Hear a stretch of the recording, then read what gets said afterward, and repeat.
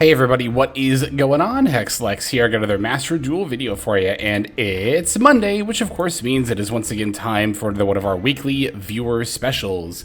If you're new to the channel, or this series in particular, then every week on Monday, we go ahead and look at some of your replays that you've submitted. If you're interested in submitting a replay to be featured on the channel, then you're going to want to head down to the description below. One of those links will be an invite link to our Discord server, the HexLexPlex. Under the Master Duel section, there's a channel called Viewer Special Submissions. There you can leave your 9-digit player ID so I can view your publicly saved replays. Please do make sure that your replays are set to public and that this ID is entered correctly. If neither of those things are true, then I will not be able to see your games, unfortunately. But yeah, if you have more than one replay, you can submit as many different ones as you like. If there's a specific game you want me to see, just make sure you leave either your opponent's name, the date and time, a screenshot, just something that I know that, like, this is the game you want me to watch, right? But yeah, I think that's about all I got for the opening spiel, so let's get right on into it and start watching your duels. Okay, first game comes to us from Nightman, aka 500 Cigarettes on the Discord server, or Paul JD Vance here. Many monikers, but let's see. We are going to be taking a look at a game with Fiendsmith Ryzeal, which is a variant I have not tried yet. I think the next deck I'm going to play on the channel will probably be Malice, and I might try Fiendsmith Ryzeal after that. But yeah, I mean, it's pretty easy to see how these decks work well together, right? There's actually multiple ways that they can synergize with each other. Fiendsmith's Lacrima, or I guess it's, sorry, Lacrima the Crimson Tears, rather, is a level 4, so she can make rank 4s. You can use, like, I've seen lines where you use 2 of your Ryzeal monsters, like you go X Sword and use those to make Moon, and then go into Fiendsmith plays, and then later you use Ice to do Ryzeal stuff. Another thing that's worth noting is that Exciton Knight is a Light Fiend. So this can also be used to go into, you know, Fiendsmith's Requiem. I don't think that'll come up a ton, but it's certainly worth noting. On top of the fact that, you know, Ryzeal has so much room in both the main and extra deck, it's really easy to see how these two archetypes can synergize with each other. Like our opponent is also going to be on Ryzeal. They are playing the Shark variant.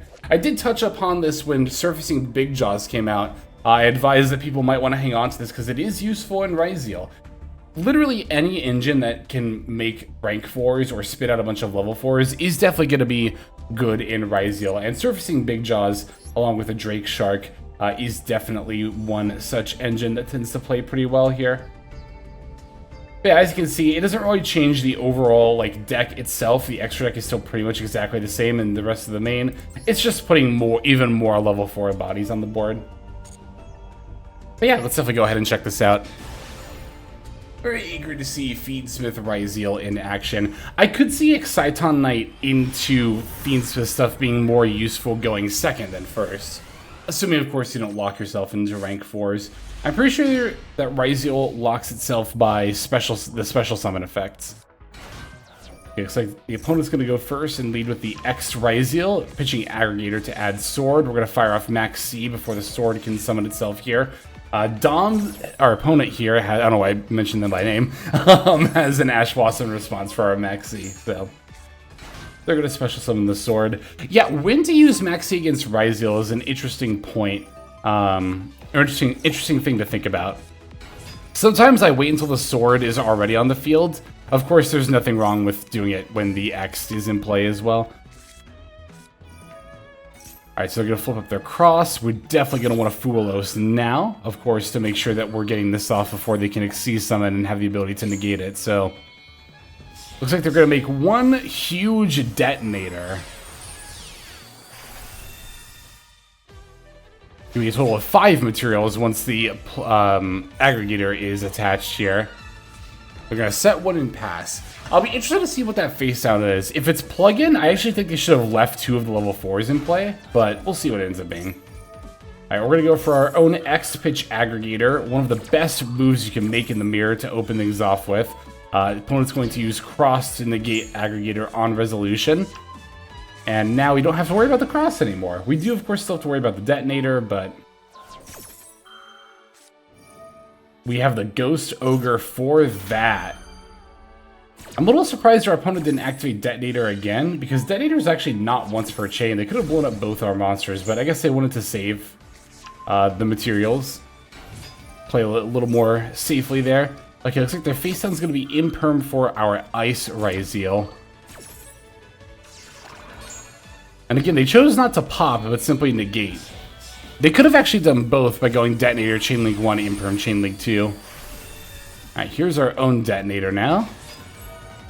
Going to use the effect to attach. They're going to chain Detonator, try to pop our Detonator. We're going to chain Detonator to pop their Detonator.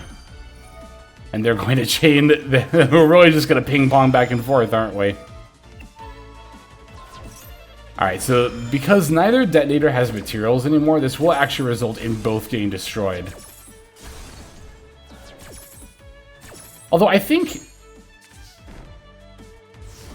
if we had simply not chained on the last one... Oh, but isn't it... Do you have to detach a material? Yeah, you detach a material instead. Okay, never mind. So even if we hadn't responded on the last one, we still would have only had one material, and we still would have lost our Detonator. So yeah, that's fine. That plays it the same way either way. Alright, shotgunning that Max C. I actually don't think that's horrible if you know you're going against Ryzeal, and especially in a situation like this. Okay, looks like they found a 7th Ascension to grab a 7th Tachyon. 7th Tachyon resolving, but the speed's at least one less card in their hand. Don't ever Ash Blossom 7th Tachyon, by the way. I see a lot of people doing that. Ooh, here's their Surfacing Big Jaws. When I play Ryzeal, I have so many opponents who will Ash my 7th Tachyon. Don't do that. Ash whatever the 7th Tachyon searches, because the 7th Tachyon forces them to put a card from their hand back into their deck, so... You can basically get an extra +1 on the Ash Blossom if you wait and let them resolve the 7th Tachyon. But yeah, as you can see here, the Shark engine does end up being quite solid for its ability to let you go into stuff like Duo Drive here. Now, we did find a Nibiru, but they also have Cross in play. And because of the Duo Drive attached effect, they do have an Exceeds material. I mean, even if they didn't, they added plug-in, right? So they could still negate the Nibiru anyway. Alright, there's a Star Liege. We're going to use Ogre on the X, which will stop them from making another rank 4 here. Well, they still get to search, but... Did they special sword already this turn? I don't think they did. No, they didn't. Okay. Alright, there's the Detonator. I'm trying to remember... Hang on a second. Yeah, Cross didn't use... Excuse me. Cross didn't use the... Yeah, it didn't use this effect yet.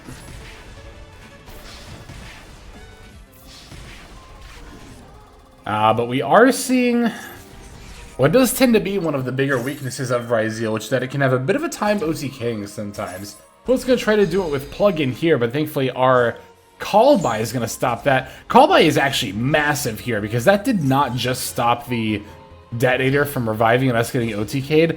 That's also going to stop our opponent's Detonator during our turn. Of course, it bears keeping in mind that our Detonator is going to get negated as well, but we have a huge advantage thanks to that Max C. And I don't think us not being able to use Detonator's effect is really going to matter here.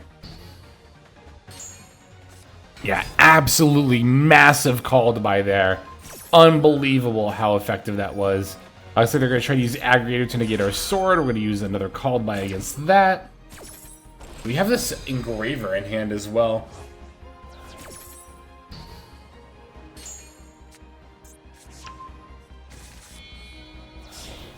Now, I don't think we're rank 4 locked, right? Are we? Let me see something real quick. No, we are, because we special summoned the sword, right? Yes, okay, we are, yeah. So we can't do Fiendsmith stuff, but... Again, we have so much advantage right now that we don't need to do Fiendsmith stuff. I gotta chain the Plasma Hole to the Imperm. Let's see, across from it. That'll get rid of their field spell. We no longer have to worry about that. And now we're going to go for the Engraver. Engraver to add Tract. We're going to go Tract F in order to add Lurie. Can pitch that Lurie in order to special summon. and they're gonna concede right there. But we couldn't do anything, right? I think they conceded early because we were rank 4 locked because we did special summon sword. Yes, add special summon. Ryzeal monster special summon. If summoned this way, you cannot summon. Yeah, so I think our opponent conceded a little bit early. But I also think that we were in a pretty fine position. Like, even if we can't use detonator's effects, we could still, of course, make a detonator and threaten their board state with that. Had a lot of different rank 4s we could have gone into. But yeah, good stuff. Thank you very much for that replay there. Let's go and take a look at our next one. Okay, our next game comes to us from Lycon. Lycon's got an interesting sounding deck that I haven't even looked at the list yet, but I'm very intrigued by. So this is going to be Unchained Primite. Ooh, this looks spicy already. We're using Dustin as our normal fiend. And yeah, wow, we're just playing a straight up Unchained deck with the Primite engine in it. And we're also doing Feedsmith stuff too, of course, because we have like the white Dustin here. So this is kind of taking the, I guess, Primite Feedsmith deck to its next logical extreme of going more in on the Fiend engine. Yeah, I'm really eager to see how this plays out. There's a lot going on here too. There's a lot of engine here. Like 50 cards might look like a lot, and you might think that hurts our consistency. But I've always said this, that consistency is less about the number of cards in your main deck, and well, it is about the number of cards in your main deck, but it's also, a lot of it has to do with ratios, right? So like, playing 3 Tract, we're playing 3 Roar, we've got like 3 of, you know, all the Unchained stuff here as well. There's a lot that we can draw into to get our plays going. We have a lot of engine here. A lot amount of hand traps too. Yeah, I'm very eager to see how this plays out. Of course, the new Link 4 Abao Aku. Yeah, hopefully I'm not butchering that name, but yeah, we will get to see that summoned here. And I think this game, we're actually just straight up going against Ryzeal, going second here. So I can't think of a better test, you know, for a homebrew like this. Let's see how this does here.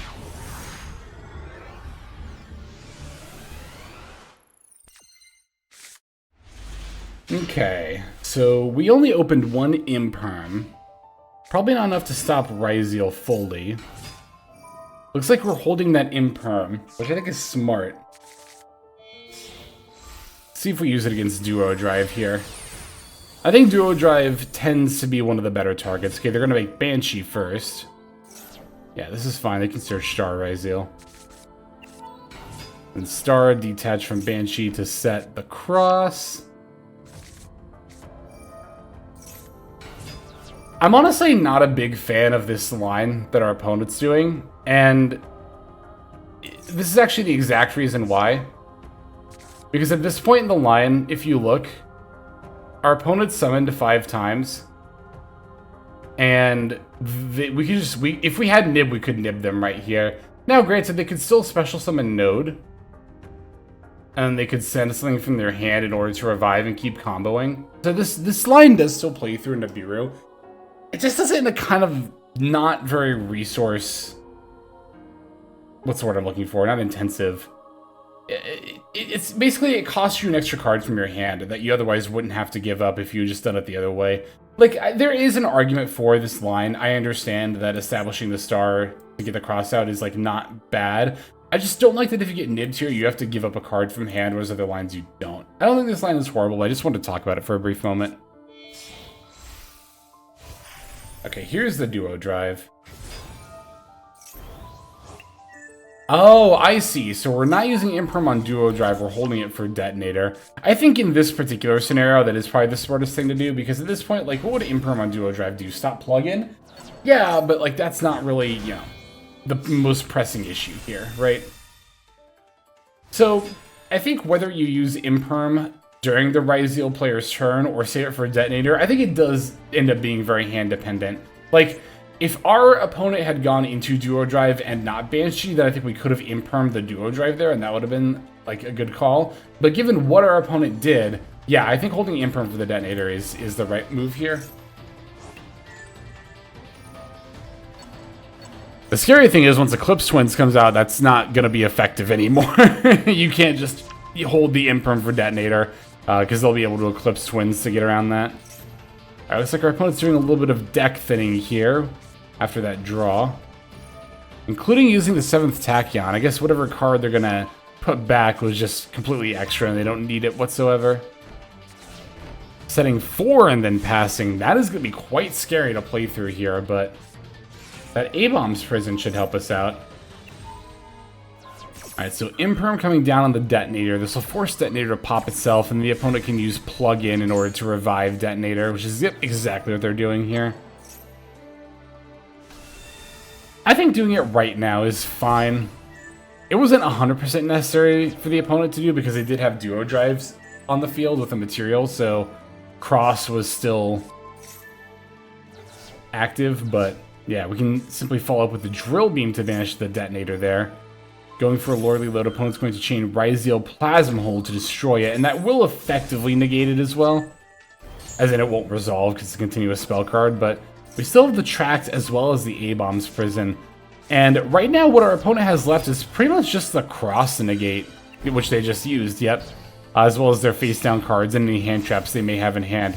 Now, that is still 4 possible cards that could interrupt us here, but this is already looking much less scary than it did initially. And the thing is, too, I don't think our opponent used their negates at horrible points either. Like, I don't think they misplayed, and if they did, it was extremely minor. Our hand was just able to push through with all the gas that it had. This is something else that I've talked a lot about on the channel before. It's really easy to go second, look at 0 hand traps, or 1 hand trap, like 1 Imper, and be like, alright, this is pointless, I'll just surrender and go to the next one. But no. I've seen so many people just auto-concede on hands that were 100% winnable, just like this one. Ooh, interesting. Our opponent's using the Plasma Hold to go into Typhone. That is quite interesting. So Typhone will stop us from using the effects of things with 3,000 or more attack, but I don't know how much we really care about that. Even a Bao Aku has 2,800 attack, the Link for, so we should still be good to go here. The fact that our opponent did that almost tells me I think they're a little bit desperate.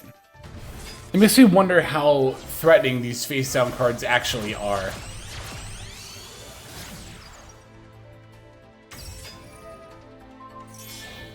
We can even use Anguish to just link off the Typhone. Here's Unchained A-Bomb. Now you get to use Shayama F to pop the Aruha in order to summon. This triggers both the A-Bomb and the Aruha. Aruha can summon while A-Bomb pops, and then Yama can also summon out of the graveyard. And Imperm is that face-down card. And they chose to negate the Shayama and not the Unchained A-Bomb? That's a little odd. Unless Unchained A-Bomb is, like, untargetable for some reason. I don't think it is, though.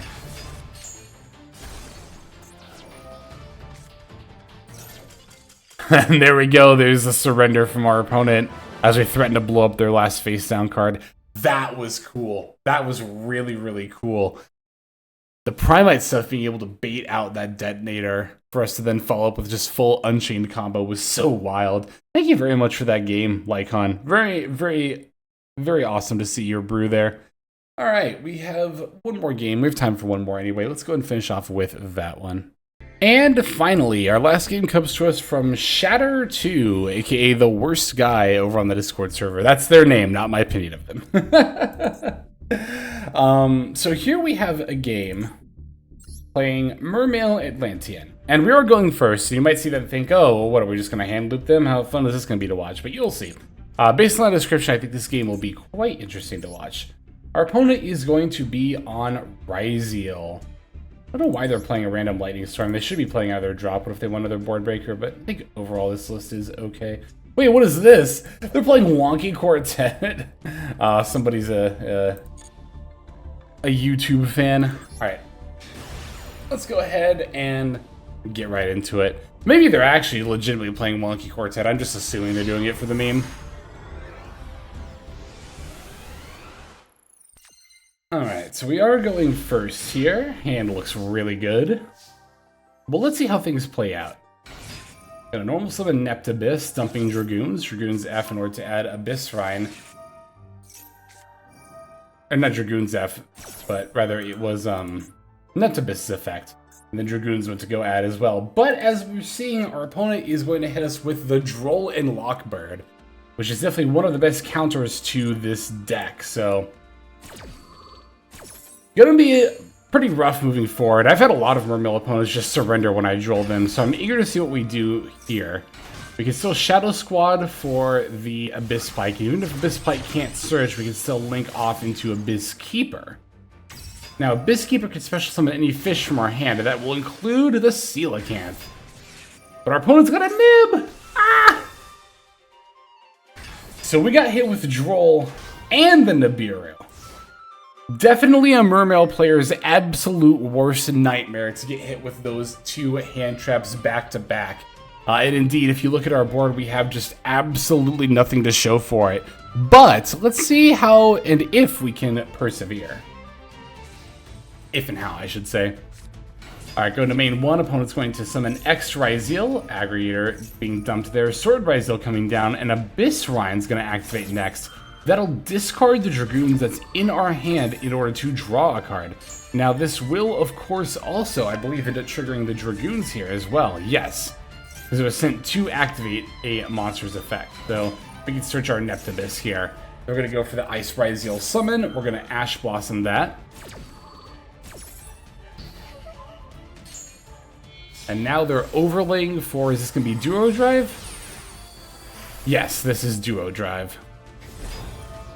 Duo Drive F, detach 2. They're going to add the Ryzeal Cross, as well as a Node Ryzeal. Interesting, not the plugin. Especially in the Node Ryzeal, and we're going to nib them here. Our opponent getting punished for not adding the plugin as well. And now they're going to activate the field spell. I bet they wish they'd done that a minute sooner. But even then, you know, even if they had not activated the, or even if they had activated the field spell, rather, they still would have needed an Xyz material, and without the Ryzeal plugin, they wouldn't have had the ability to get that. Now, maybe they had a plugin in their hand and they just misplayed. Maybe that's what this face down card is, but I'm going to assume they don't have it because they searched the Node Ryzeal, and I think they were just kind of thinking about going for more combo. But I think searching Node Ryzeal in that scenario was still a misplay for our opponent, right?